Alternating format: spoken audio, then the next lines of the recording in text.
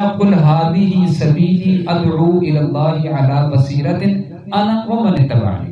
نبی صلی اللہ علیہ وسلم آپ ان کے سامنے بیان کر دیجئے کہ یہ میرا رستہ ہے، میں لوگوں کو اللہ کی طرف بلاتا ہوں.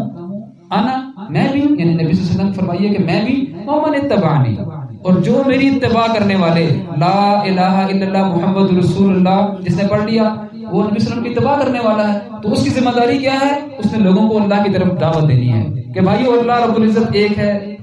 عبادات میں، اس کے حقوق اور اختیارات میں، ذات میں، صفات میں جب آپ نے لا الہ کہا ہے تو میرے بھائیو آؤ اس کو سمجھو، اس کے مطابق زندگی گزارو. یہ اس کی ڈیوٹی ہے، یہ اس کی پکی ڈیوٹی ہے. محمد رسول اللہ اس نے پڑھا ہوا ہے تو اس کا تقاضا یہ ہے کہ وہ کہے بھائیو جس نبی سے محبت کے اور ایمان کے دعوے دار ہو اس کے یہ فرامین ہیں، اپنی زندگیوں میں آؤ ہم بھی نافذ کریں، تم بھی نافذ کرو. یہ اس کی ذمہ داری تھی. یہ ہر ایک کی ہے، ریڑھی چلانے والے کی بھی، اور پی ایچ ڈی اور علماء اور مکے میں بیٹھ کر اور وہاں پر امام کعبہ کی بھی یہ ذمہ داری ہے، اور ایک موچی اور نائی اور جو ہے نا ایک عام سو کال جو آپ کا کامن مین اس کی بھی یہ ذمہ داری ہے. اس میں کوئی اختلاف نہیں ہے. یہ ذمہ داری کو ہم نے چھوڑ دیا.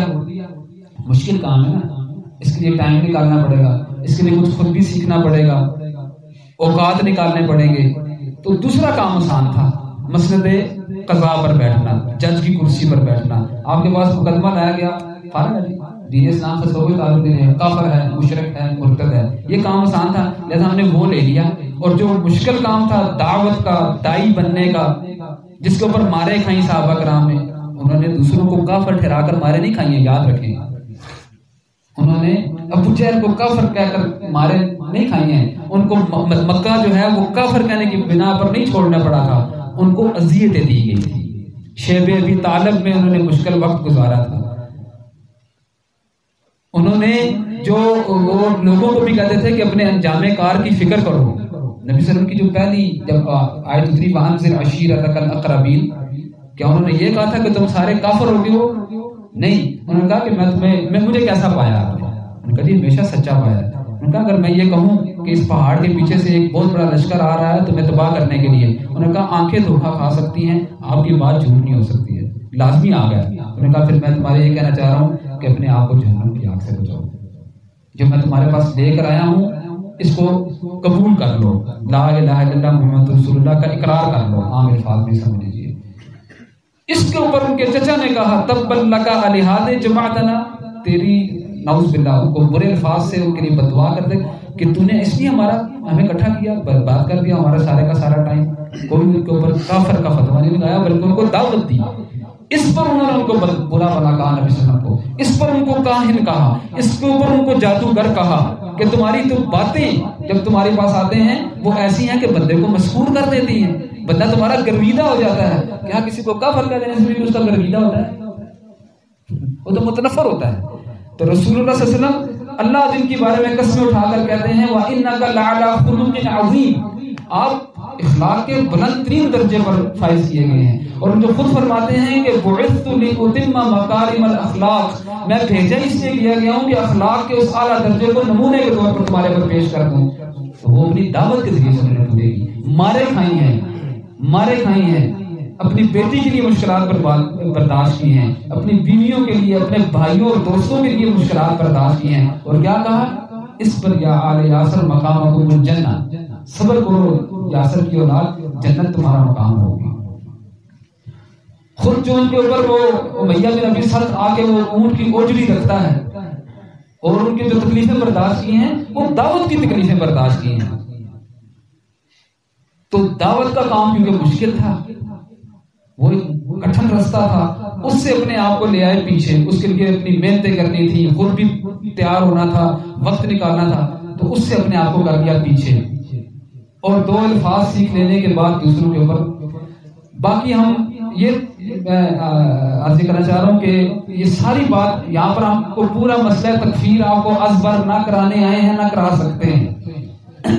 ایک نشست نہیں، میں 3 گھنٹے بھی بول دوں تب بھی پورے نہیں ہوں گے.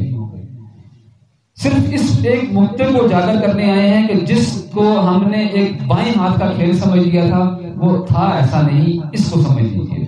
دوسری بات، ہم ان لوگوں کو مخاطب ہو کر یہ کہنا چاہ رہے ہیں جو ہمارے اس بیانیے کو غلط رنگ دے رہے ہیں، ہماری اس بیانیے کو غلط رنگ اس میں دے رہے ہیں کہ گویا ہم کوئی جو ہے وہ ایک عالمی سازش جو قادیانیوں کو بھی اس مسلمانوں کے ایک مسلک کے اندر لانے کی کوششیں ہیں اور یہ بھی کوئی اسی کا حصہ ہے، تو ہم اس کے لیے قرآن کی آیت پڑھتے ہیں کہ الا لعنت اللہ علی الکاذبین، جھوٹوں پر اللہ رب العزت کی لعنت ہو.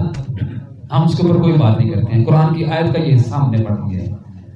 ہم نے اپنا مقدمہ بڑے واضح اور دو کے الفاظ میں بیان کر دیا ہے، وہ یہ کہ تکفیر کا مسئلہ عامی کا مسئلہ نہیں ہے، ایک عام بندے کا مسئلہ نہیں ہے، وہ دائی ہے، وہ دائی کے طور پر اپنے آپ کو متعارف کرائے اور کام بھی کرے، یہ اس کی ذمہ داری ہے اور اس کے اوپر سوال ہوگا، پوچھا جائے گا کہ تم نے یہ ذمہ داری پوری کی ہے کہ نہیں، ہر ایک سے پوچھا جائے گا.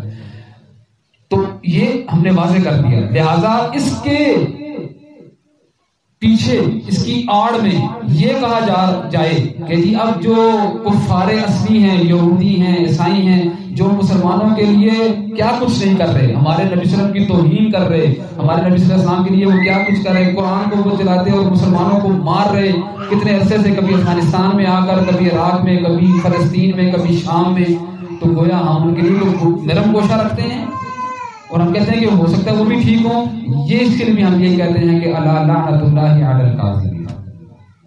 ہم نے تو ان کو ایڈریس ہی نہیں کر رہے. میں نے شروع میں آپ کے سامنے عرض کیا ہے کہ ہم کس پر بولنے لگے ہیں، مسئلہ تکفیر. اور مسئلہ تکفیر کی ڈیفینیشن کیا ہے کہ لا الہ الا اللہ محمد رسول اللہ کے اقراری سے کوئی ایسا عمل یا قول سرزد ہو گیا ہے جو کفر تھا، لا یعنی مسلمان سے. تو ہمارا موضوع بحث مسلمان ہیں، ہم ہیں، میں ہوں، کہ میں بھی تو کلمہ پڑھنے کا اقراری ہوں نا. مجھ سے کہیں ایسا قول اور عمل تو سرزد نہیں ہو گیا جو کفر تک چلا جاتا ہے، لہذا ہم اس کو پہچانے. تو ہمارا موضوع بحث مسلمان ہے. آپ ادھر کدھر لے کے جا رہے ہیں؟ ہم تو یہودیوں، عیسائیوں اور ہندوؤں کے بارے میں بات ہی نہیں کر رہے. ہمارا موضوع بحث مسلمان کا کلمہ پڑھنے والے کو کے بارے میں بتانا ہے کہ یہ اس کا حقدار نہیں تھا، کہ اس سے کچھ غلطیاں ہو گئی ہیں تو آپ اس کو کافر ٹھہرانا شروع کر دیں. آپ کی ذمہ داری یہ تھی کہ غلطی دیکھی ہے اس کی اصلاح کیجیے. فذکر ان نفعت الذکر وان الذکر تنفع المؤمنین. مختلف جگہ پر ہے کہ نصیحت کرنا مومنین کو فائدہ دیتا ہے. بھائی وہ ایمان کا اقراری ہے، بھائی وہ قرآن کو اپنا آخری کتاب مانتا ہے، رسول اللہ صلی اللہ علیہ وسلم پر اپنی جان نچھاور کرنے کے لیے تیار ہے، اللہ رب العزت کو اپنا رب مانتا ہے، توحید کا اقراری ہے. کسی جہالت کی وجہ سے، کسی لا علمی کی وجہ سے، نہ جانتے ہوئے وہ کسی غلط چیز کے اندر انوالو ہو گیا ہے، اس کا ارتکاب کر دیا ہے، چاہ جائے کہ آپ اس کی اصلاح کریں، اس کا خیر خواہ بن کر. نبی صلی اللہ علیہ وسلم کیا فرماتے ہیں کہ انسانیت جو ہے وہ جہنم کی طرف بھاگ کر جا رہی ہے، میں ان کی کمروں سے پکڑ کر ان کے پیچھے کھینچ رہا ہوں. یار یہ بنا رسول اللہ صلی اللہ علیہ وسلم کے امتی ہونے کے دعوے دار ہو، ان سے محبت کے دعویٰ کرتے ہو، اور محبت کا دعویٰ صرف دعویٰ نہیں ہے، یہ ایمان ہے. جو نبی صلی اللہ علیہ وسلم سے محبت نہیں کرتا اس کا ایمان اللہ کے ہاں قابل قبول نہیں ہے. لا یؤمن احدکم حتی اکون احب الیہ من والدہ وولدہ والناس اجمعین. نبی صلی اللہ علیہ وسلم نے فرمایا تمہارے میں سے کوئی مومن نہیں ہو سکتا جب تک کہ میری ذات اس کے ہاں، اس کی اپنی ذات، اس کے والدین اور اس کے بچوں سے زیادہ میں اس کے لیے محبوب نہ ہو جاؤں. تو نبی اسلام سے محبت ایمان ہے، یہ صرف ایک دعویٰ نہیں ہے، یہ عین ایمان ہے. تو عین ایمان کا تقاضا تو یہ ہے کہ رسول اللہ صلی اللہ علیہ وسلم لوگوں کو جہنم سے نکالنے کے لیے ان کی کمر سے پکڑ کر، مضبوط جگہ ہوتی ہے نا، یہاں سے بندے کو پکڑا جائے تو وہ قابو میں آ جائے گا، تو وہ ایسے پکڑ رہے ہیں. وہ یہ کیسے ہوتے ہیں؟ اس کا استعارہ ہے، یعنی دلائل کے ساتھ، اخلاق کے ساتھ. ان کو بتاؤ کہ بھائیو یہ آپ غلط کرتے آئے ہیں، لا الہ الا اللہ محمد رسول اللہ کا تقاضا یہ نہیں تھا، اس کا معنی یہ نہیں تھا جس میں آپ انوالو ہو گئے ہیں. ان کے خیر خواہ بن کے ہیں، اور ہر نبی اپنی قوم کا خیر خواہ تھا. وہ کہتا ہے انا لکم ناصح امین، میں تمہارا خیر خواہ ہوں میرے بھائیو. اللہ تعالیٰ ان کو ان کا بھائی کہہ کر کہتے ہیں وَإِلَىٰ مَدْيَنَ أَخَاهُمْ شُعَيْبًا وَإِلَىٰ ثَمُودَ أَخَاهُمْ صَالِحًا. سب کی طرف انہوں نے کہا کہ ہم ان کے بھائی کو بھیجا، ہم ان کے بھائی تو وہ بھائی بنے گے.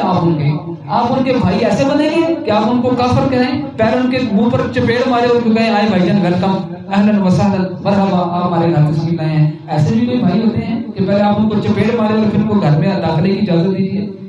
تو چپیڑ سے بڑا ہے کہ آپ کلمے کے اقراری کو پہلے کافر اور مشرک کہیں اور پھر ان کو کہیں کہ آپ ان کو دعوت دیتے ہیں، یہ انداز نہیں ہے۔ نبی صلی اللہ علیہ وسلم جو مشرک اور کافر تھے ان کو اسلام کی دعوت دے کر ان کو دائرہ اسلام میں لانے کے لیے آئے تھے تاکہ وہ اللہ کی رحمت کے مستحق ہوں، جنت میں جانے کے حقدار ہوں۔ اور آج ہم کلمہ پڑھنے والے اپنے کلمہ پڑھنے والوں کو اس دائرے سے خارج کر کے تو بھی نکل، تو بھی نکل، تو بھی نکل، یہ ہے اسوہ رسول کی اتباع۔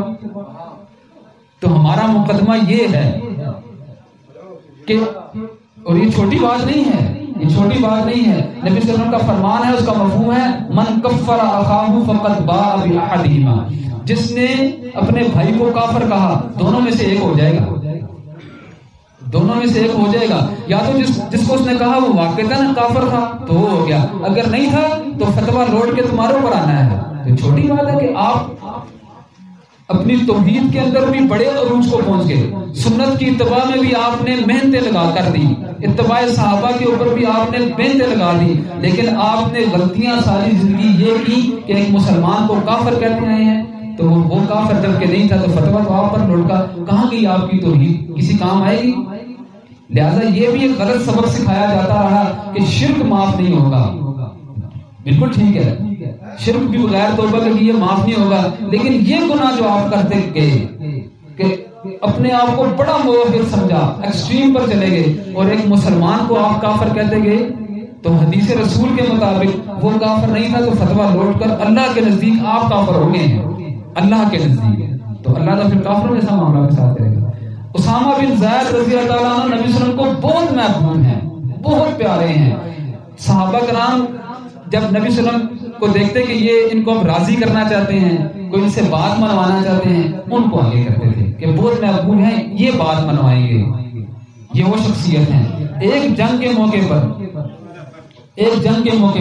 اس کافر کو، کافر کی بھی کیٹیگری دیکھیے، اس مشرک کو جس نے مسلمانوں کو مار کر ان کو قتل کرنے میں کوئی یعنی کہ پیچھے نہیں ہٹا تھا، سب سے جری ہو کر ان کو قتل کر رہا تھا، مار رہا تھا، بہت سارے مسلمانوں کو شہید کر دیا اس نے۔ اسامہ بن زید کا اس کے اوپر قابو پڑ جاتا ہے، وہ ان کے تلوار کے نیچے آ جاتے ہیں، وہ تلوار کے نیچے آ جاتا ہے، وہ بندہ تو کہتا ہے کہ لا الہ الا اللہ محمد رسول اللہ، کلمے کا اقرار کر لیتا ہے، اسامہ بن زید اس کو پھر بھی قتل کر دیتے ہیں۔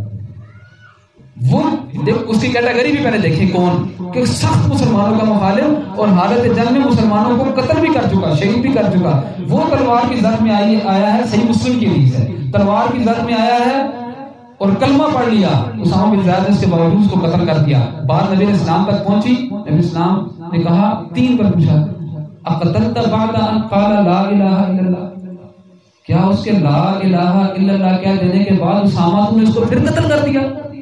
کہا وہ تو اس نے ڈر سے کیا تھا۔ پھر پوچھا کیا تو نے اس کو پھر بھی قتل کر دیا؟